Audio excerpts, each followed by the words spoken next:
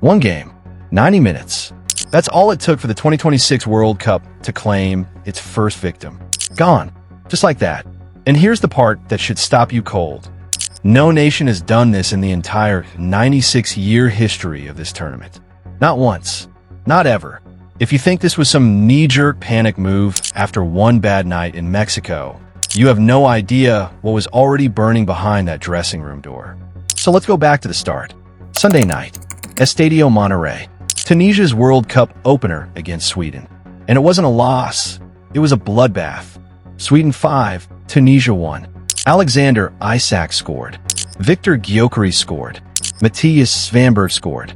The Swedish attack didn't just beat Tunisia, it walked straight through them like they weren't on the pitch. But here's the detail that turned the knife. One of the 2 goals against Tunisia came from a kid named Yassine Ayari. His father was born in Tunisia, so a son of Tunisia scored twice against the country of his own father's blood.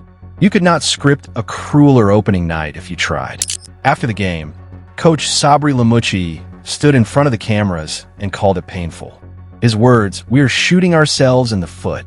He had no idea just how right he was, because 24 hours later, he was unemployed.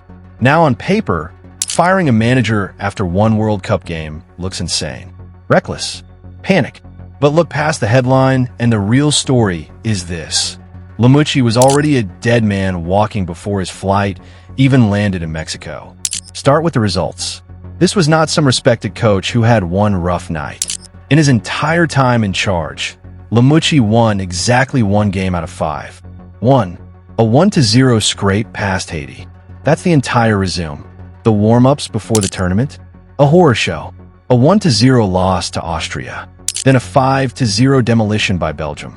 2 games, 0 goals scored, 6 conceded. That's when the whispers about a fractured camp started. But the scoreline was only half the story. The real fire was inside the locker room.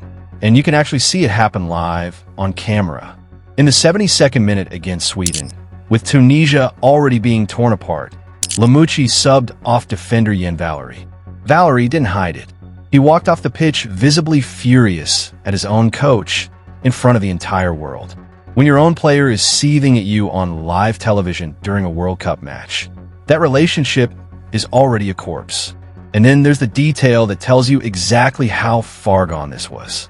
According to reports out of camp, Lamouchi brought his own son into Tunisia's official training base during World Cup preparation.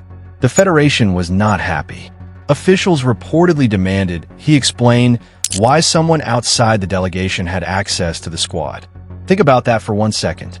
Before a single ball was kicked at this World Cup, the manager and the people who hired him were already in a trust standoff. Players turning. Federation suspicious. Results in free fall. Sweden didn't cause this sacking. Sweden just lit the fuse on a bomb that was already armed. Here's where it gets even wilder. Lamouchi just walked straight into the World Cup record books for all the wrong reasons. In 96 years of this tournament, no manager has ever been sacked after just 1 game. Coaches have been fired at World Cups before, sure, but never this fast. Back in 1998, Tunisia fired Henrik Kasperczak after a poor start, but even then they gave him 2 games first. That same tournament, South Korea dumped Chap Bumkoen after 2 defeats. In 2018, Spain fired Julian Lopetegui 2 days before the tournament even started, after he secretly agreed to take the Real Madrid job behind their backs. But after 1 single game, mid-tournament, nobody. Lamouchi is the first man in history to get this. And here's the part that makes this even crazier. This isn't even the first coach Tunisia has fired this year. Back in January, they sacked Sami Trabelsi after crashing out of the Africa Cup of Nations to Mali. Lamouchi was brought in to replace him. He signed a contract through 2028. He lasted 5 months. This federation does not blink. They do not wait. They swing the axe and they swing it fast. So who do you call to put out a 5-alarm fire in the middle of a World Cup? Tunisia went and got one of the most fascinating characters in football, Hervé Renard. If you don't know the name, you know the look. Silver hair, crisp white shirt, always pacing the touchline like he owns it. And right now, he's making history of his own.